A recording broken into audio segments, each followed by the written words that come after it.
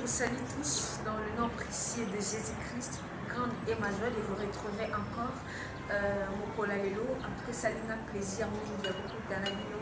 Bandeko balingara biso pe balandaka biso chaque fois sur Esther TV. Napesi bino merci pe napesi bino mbote bisika nyonso bozwami. C'est toujours votre sœur. En tout cas lelo ezali monene mpona ngai ya kokutana bino susu bandeko nanga bato balingaka Esther TV bato pe balingaka mingi. Moi aussi je vous aime, il y a trop. Merci beaucoup pour ça, tout ce que bino. Merci pour la fidélité, confiance, paix, amour au besoin d'amour sur Esther TV, tout ce qui est beaucoup toujours, et les dieux du ciel, à quoi il va pour récompenser dans le ciel, comme il y a s'abonner dans le thé, s'abonner massivement, partager, commenter, aux ala malam pour que chaque fois on rate occasion mon côté, na Esther TV, ce qu'on raté occasion mon en tout cas, aux gens se soit nulle par ailleurs, car bon on a un aïe bosso na bino. Na ba regret pe na moi inquiétude de mokie o to nito lobela en tout cas moi personnellement et ça dit pas mais je suis sûr que na bino to sala banalise na yango et longo et il y a un pasteur du haut de la chair o to comment on a chair la chair et si vous êtes à bandini et si vous êtes sa peuple de Dieu et ça c'est si quand on ça parce que cher n'est mon est sacré. Il y a qu'à l'église pour écouter la bonne nouvelle, la parole de Dieu, afin que ma vie la biso et pour moi ma vie la biso échanger et non pour juger les autres. En tout cas ma campagne ça ne pas si bien pour voir comment on a été un pasteur de la bataille pour le badio de la chair, a dit qu'on déclarait, pas au avec audacité nion soit traité batu nion so to monaka pont funèbre nion so bato basalaka ba cercueil bato basalaka na ba morgue soki moto akufi aza wana mpona kosokola ebembe wana kolatisa yango afin que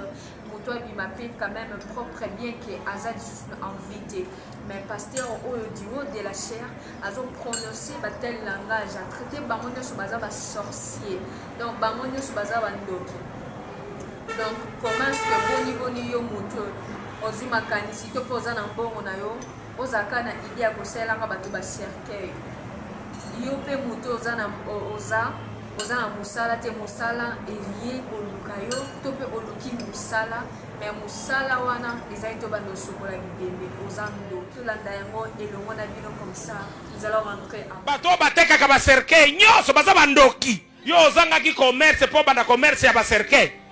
o tongela muto aza envie cercueil oza sérieux bateki cercueil nyos bandoki bakolo ba morgue nyos bandoki soki moteki cercueil azangi frais scolaire ya ban to akofutela ndaku na ndaku na ya commerce ya ba cercueil akei kobondela nzambe pesanga ba client azoloba nini morgue nanga yozanga ba client nzambe sala azo senga nini oeza mabondeli ya nani ya mtu amalamu to ya ndoki nakotia bino na mpwasana kindoki na bino naza na nzambe abondelaka ngai alobi soki olakisi nga mosapi otia yango na miso ya nzambe naza lokola bambwa ya zamba te naza na nzambe abikisaka oyo abondelaka bana na ye oyo abatelaka libota na ye oyo akotelaka makambo ya bana na ye bakokoka yo. Oui, merci. Là, nous sommes de retour sur le plateau. Bino moko bolandi, bosali banalise pe oyoki yango malam pe bomoni yango na miso na bino comme est-ce que pasteur ndenge azo déclarer pas au condamné à traiter bato o basalaka na ba cercueil, o basalaka na ba morgue à traiter bango nyonso baza bandoki. En tout cas eloko wana etouché biso makasi pe en tout cas eloko est attiré na makasi o motuna na likotuna parce que selon les pasteurs ba procédure wana ça les malolenge nini parce que nous sommes des Africains toza na espace minene mabelo nzamba pesa biso toza vraiment na espace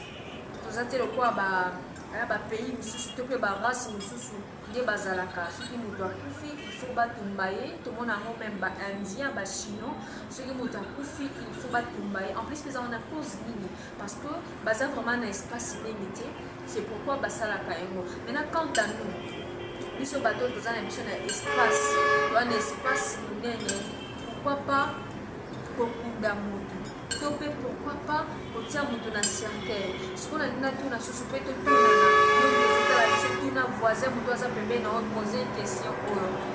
est-ce que sikoyo banani il faut basala bacercueil banani il faut basala bacercueil to mpe tokóma na biso na système ya bavillage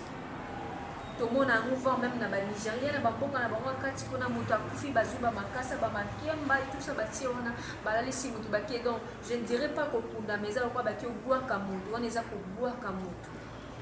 biso mpe tokóma na culture wana to mpe tosala lolenge nini soki mpe moto akufi ce n'est plus la peine ya komema ye na morgue basoigne to ndeni nini en tout cas eloko wana esali biso mpasi mingi na koloka yango mpe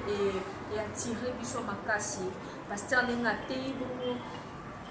toyebi te alingi sikoyo bato makambo esalema ndenge nini parce que atraité déjà bato baosala mosala wana baza basorcier bato bazobongisa moto azosala cercueil tokunda malongi nini parce que cercueil ntongo batie wana déjà ezopesa mpe image ya bien kotala ete moto wana mpeza kokwa déjà en considération mais non tosala susu lolenge bon tosala susu bongo te to mpe ndenge nini soit mpe soki aza na un plus okoki kobakisa to mpe lolenge oyo nzambe alobeli ye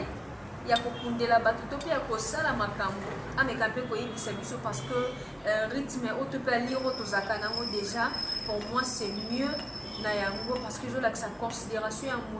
moto bozalaki na ye commence kobande koconsidérer. Moi je me demande est-ce que la famille ya pasteur il y a aussi des membres peut-être bakufela mpe baêtre cher est-ce que bakundaki bango lolenge nini to mpe batie bango na cercueil kaka to mpe alekaki na morgue.